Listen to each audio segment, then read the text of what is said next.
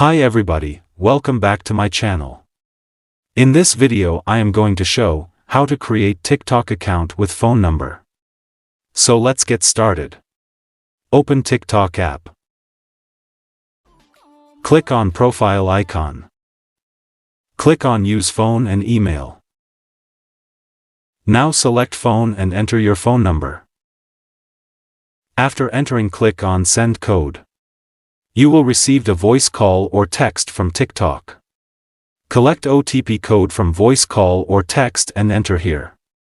After entering the code, it will verify automatically, and the account will be created. Now click on profile icon. Set your profile picture, add bio, and others necessary settings. So this is the easy step to create TikTok account with phone number. If you like this video, don't forget like and subscribe. Thank you for watching this video.